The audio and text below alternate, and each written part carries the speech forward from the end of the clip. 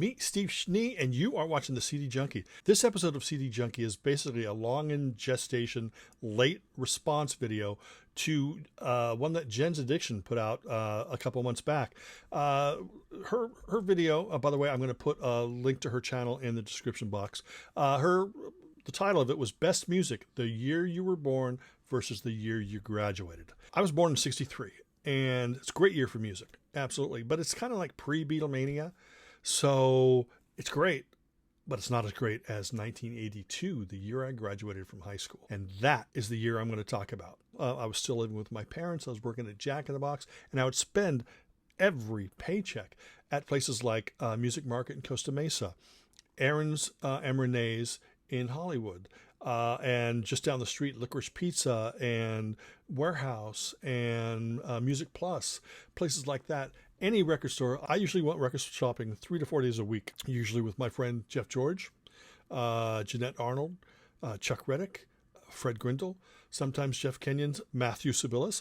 These are folks that like didn't go record shopping as much as I did or as often as I did. Maybe Jeff did. So that's why I'd have different shopping buddies each time. It was really fun. We'd stop by the hamburger stand and get 29-cent burgers. And yeah, it was just a wonderful, wonderful time. Now, I was never into the hard, edgy punk. I was never into the dark goth, but I was into stuff that made me feel good. And I always, even back then, made the mixtapes. I was always trying to show people the music back then. Let's get into this list, no particular order. And I was buying this stuff when it came out. I was buying it used, new, whatever way, trading it with people, got promos, whatever. XTC, English Settlement, one of my favorite albums ever, and definitely one of my favorite albums of 1982, the year that I am talking about. Wonderful album. And this was, I'd seen them on the previous tour, Black Sea Tour. I saw them at the Hollywood Palladium. I had the import version, which is 2 records. When it came out in America initially, they had whittled it down to 1 album. So they'd taken 4 songs off of it. 3 of those 4 were my 3 favorite songs off of the album. Also that year was Nick the Knife by Nick Lowe. I saw him on that tour. This was right after Rockpile. And it's a great album, great melodic.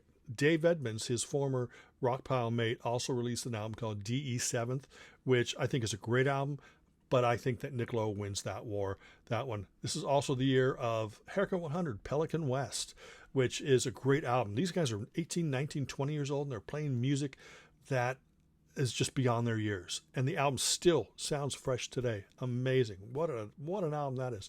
Orange Juice put out 2 albums that year. One of them is called You Can't Hide Your Love Forever, which is a wonderful album cover. My friend Chuck had bought it, and he liked it, and I liked it. But later that year, they put out an album called Rip It Up, and I loved that one. Also, you got Diamond, Spandau Ballet. This is like the bridge album between Journeys to Glory, which was really funky, Blitz Club, New Romantic, and then the Blue-Eyed Soul of True that would come out in 83. So Diamond was this album that was kind of like right in between, and musically it shows that, so it's sort of a transition album. The Gift is an album by The Jam. It was their final album. I saw them on that tour. This is probably my second favorite Jam album after Sound Effects. Then also the first Asia album. The minute I heard Heat of the Moment, which was the first single released off the album, I fell in love with John Wetton's voice and the melody, the hooks. It was fantastic, and I've been an Asia fan ever since. Batteries Not Included was an album by After the Fire. This is the one released in the UK. But Batteries Not Included was produced by Mac, who had produced some Queen, and the guitar sounds on the album were very Brian May-like. The Bongos, Drums Along the Hudson, amazing album. Richard Barone is the Paul McCartney of post-punk, and this album is full of great pop, melodic, punk, anything. It's wonderful. Success Hasn't Spoiled Me Yet was a Rick Springfield album. This is, I think, just as good as his previous album, which was Working Class Dog. But this album has my favorite Rick Springfield song, which is What Kind of Fool Am I? I get sad every time I listen to that. Angst in My Pants by Sparks. This is a big album on K-Rock here in Southern California. This is their big new wave album. Womp That Sucker had done really well, and then Angst in My Pants came out, and that was just almost every track got played on KROQ. And then the next album was Sparks in Outer Space. So those 3 albums are sort of the core of this great 80s period. So Angst in My Pants is great. Blamage, Happy Families, great synth pop with some Middle Eastern music influences in there. Really unique, really fabulous. Beatitude, Rick Ocasek, is the first solo album by the Cars vocalist. More experimental, more electronic. There's a couple songs on the album that could have been a Cars song, but yeah, he definitely branched out and did stuff a little bit different on this album. What else do we have here? We hit Josie Cotton, Convertible Music. If you love the girl group sound, the pop sound, the go-go's, things like that, then Josie Cotton, Convertible Music, a bunch of great pop tracks. V Deep or 5 Deep, the Boomtown Rats. They'd gone from being a sextet to a quintet, and this album was a little bit darker, produced by Tony Visconti, but it still has some great stuff on it. Very unique, very original. Boomtown Rats were always an original band. And Fun Boy 3, if anybody remembers the Specials, Terry Hall, Linval Goulding, and Neville Staple, they left the Specials and they formed Fun Boy 3. Very different sounding album. Still, I don't think I've heard anything like it. Their second album, they only put out one other album, and it didn't sound like this one, and this one is just outstanding. Lunatics Have Taken Over the Asylum. If you're familiar with that song, it's just very unique. The Tunes of Two Cities by The Residents, my favorite Residents album. And if you want art rock, if you want avant-garde, if you want experimental, this is an album.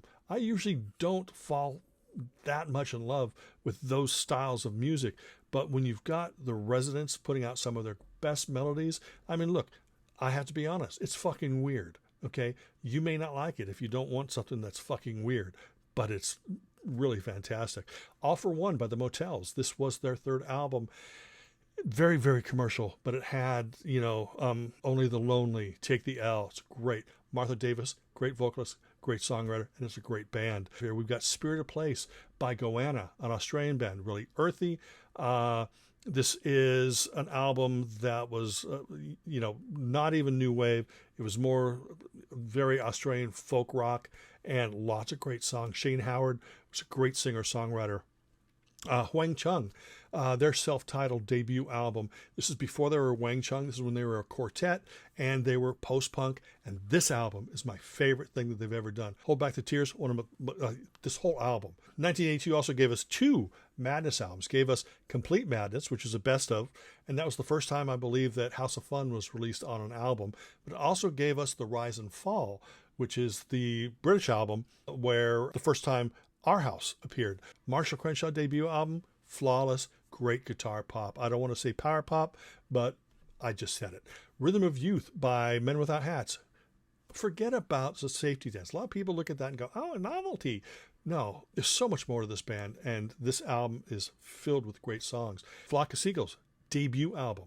Self-titled. This is, I think, probably one of the finest albums of the 80s, period. But it has some of my favorite songs there, too. Space Age Love Song is like top 5 favorite songs ever by anybody. Split Enz put out 2 albums that year. First off, they put out Time and Tide. First time I heard it, I was like, oh my God, what is this?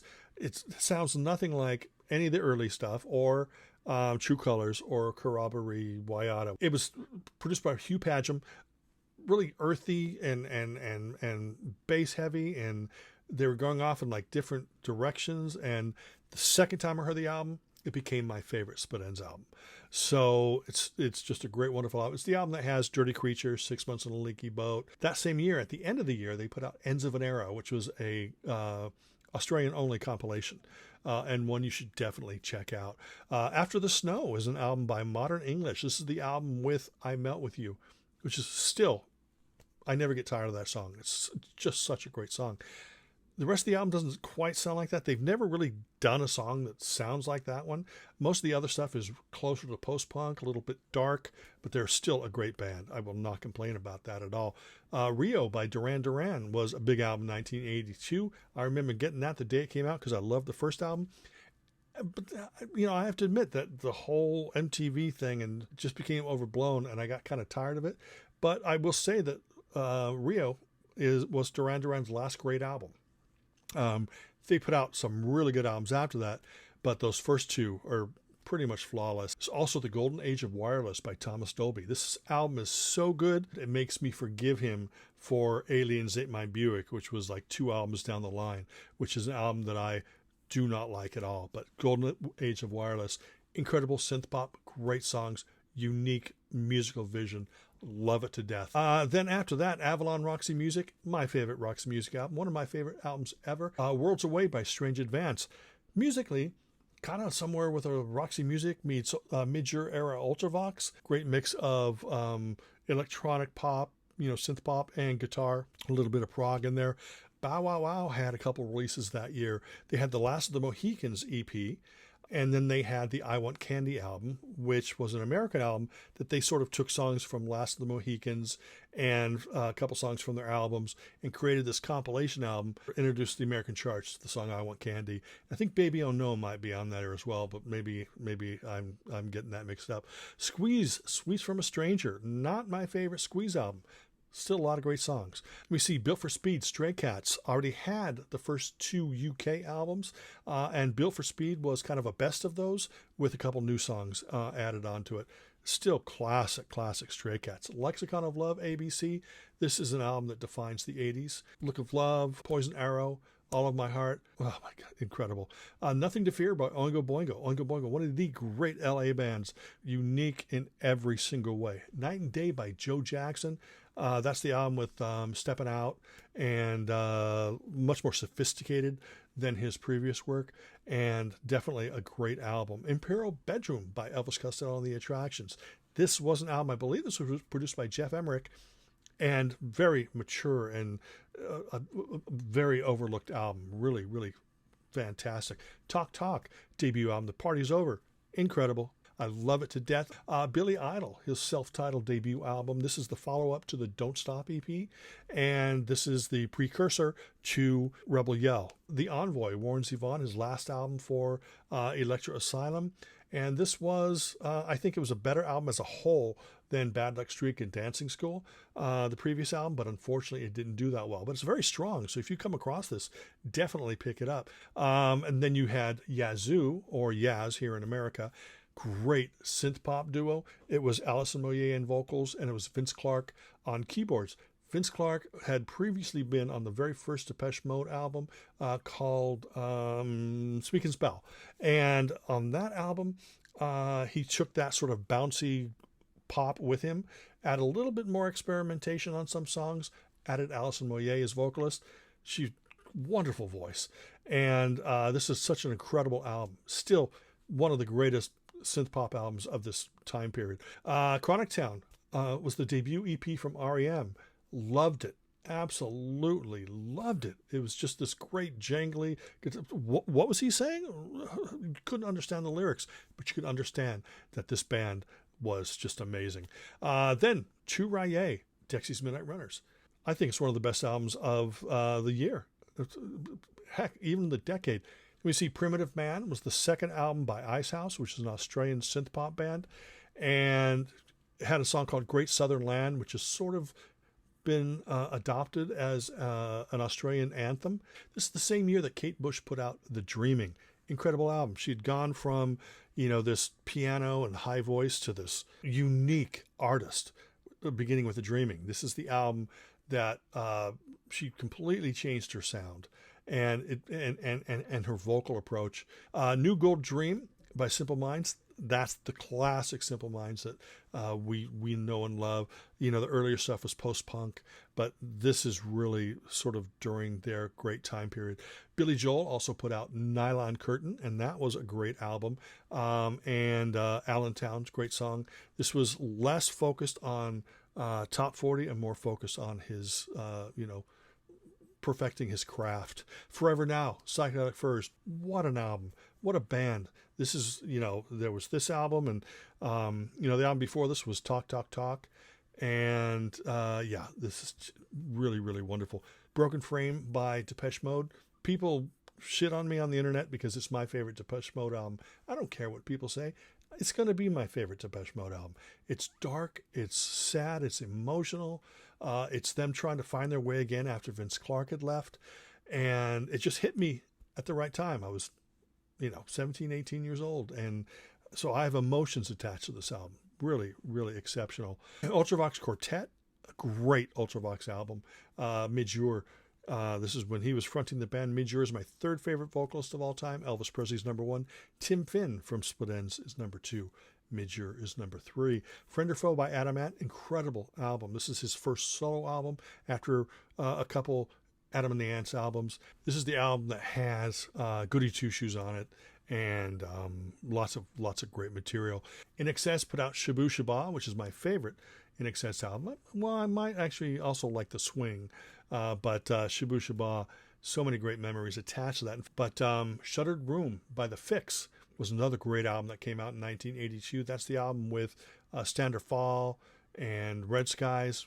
Missing Persons put out an album called Spring Session M, which is a huge record for them. And I think it's their only great record. But that's my opinion. Difficult Shapes and Passive Rhythms is a debut album by China Crisis. They are a great, wonderful synth pop duo from Liverpool. Great album. Donnie Iris and the Cruisers put out an album called The High and the Mighty, which is incredible. Wonderful. It's a heavier album for them, more rock. The title track I'm not a big fan of, but the rest of the album I love. Shoes, great power pop band. They put out an album called Boomerang, and you can't say anything bad about the band Shoes. Wall of Voodoo put out their album called Call of the West, which had, of course, Mexican Radio, and that was a big album for them. Translator, Heartbeats and Triggers. This is the debut album from Translator. Boy, did it rock, and it blew my mind, and I loved it, and you should really check it out. Thompson Twins put out an album called In the Name of Love, which was a collection of tracks from their first 2 albums. A couple of had been remixed, and they made it sound more acceptable for American audiences. Then you also had Stiff Little Fingers put out 2 albums. They put out my favorite Stiff Little Fingers album called Now Then, which a lot of people don't care for because it's more of a pop album than it is a punk album. But they split up that year, and then they put out a 2-album set called All the Best, which was a collection of A's and B-sides of all their singles. And then you had, of course, I've talked about it many times, Blanket of Secrecy, their album called Ears Have Walls or Walls Have Ears. I just did a video that I included them in a couple days ago. I always talk about them. That's one of my favorite albums of 1982. Absolutely wonderful. Peter Godwin, Images of Heaven EP. Images of Heaven is wonderful, produced by Midge Ure, who was an Ultravox. I've mentioned him already. And finally, the last album I'm going to talk about from 1982 is Songs of the Free by Gang of Four. They had gone from their angular post-punk sound to a more commercial, funky rock sound. And of course, this is the album with I Love a Man in a Uniform. Every album that I talked about is great. I owned all these albums in 1982. There's a lot of albums that came out in 1982 that I didn't bother getting. There's a lot of albums that came out in 1982 that I didn't know existed. I would end up getting somewhere down the line. This is just the stuff that I bought in 1982, but there's so much that came out that year. Thank you for taking the time. Remember to check out Jen's Addiction's original video. I'll put a link to her video, or actually just her channel, in the description box. And if you make a response video to this, don't make it to mine, make it to her and tag her, because she's the one that started it. I assume that she started it. I appreciate you taking the time. Remember to like, comment, share, subscribe, ring that bell for future notifications. And until the next time, remember me. I'm Steve Schnee, the CD Junkie.